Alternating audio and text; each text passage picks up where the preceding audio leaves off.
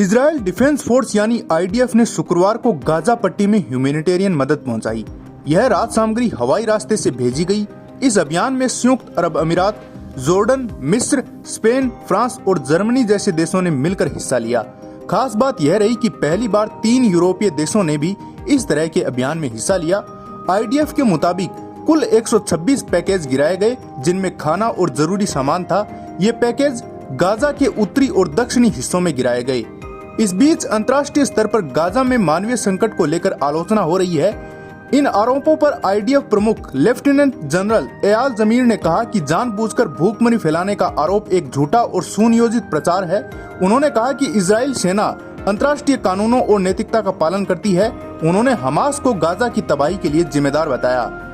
बंधकों की रिहाई को लेकर जमीर ने कहा कि अगर कोई आंशिक समझौता नहीं हुआ तो सैन्य कार्रवाई बिना रुके जारी रहेगी।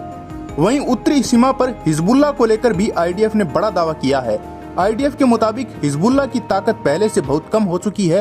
पहले जहां इसके पास करीब 1.5 लाख रॉकेट और हजारों लॉन्चर थे, अब सिर्फ कुछ हजार लॉन्चर बचे हैं। उसकी कुल रॉकेट क्षमता 70 से 80% तक घट गई है। अब हिजबुल्लाह एक बार में 1500 रॉकेट नहीं बल्कि मुश्किल से कुछ दर्जन ही दाग सकता है। इसके अलावा उसके कई मल्टीपल लॉन्चिंग प्लेटफॉर्म भी नष्ट कर दिए गए हैं। सीरिया से हथियारों की तस्करी पर भी असर पड़ा है। रिपोर्ट के मुताबिक सीरिया की नई सुन्नी सरकार अब ईरान की ओर से हिजबुल्लाह को हथियार भेजने में रुकावट डाल रही है। इससे हिजबुल्लाह को बड़ा झटका लगा है।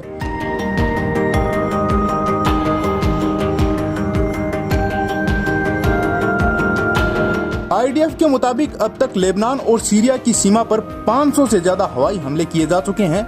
इनमें 230 हिजबुल्लाह लड़ाके मारे गए हैं, 90 लॉन्चर तबाह किए गए हैं, 20 बेस और हथियार गोदाम नष्ट किए गए हैं। साथ ही हिजबुल्लाह की रेडवान फोर्स के ट्रेनिंग कैंपों पर भी हमले किए गए हैं।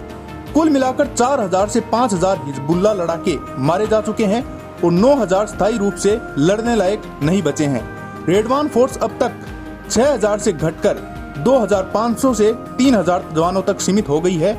फिलहाल आईडीएफ का कहना है कि हिजबुल्लाह से बड़े हमले का कोई खतरा नहीं है, लेकिन छोटे पैमाने पर हमले हो सकते हैं।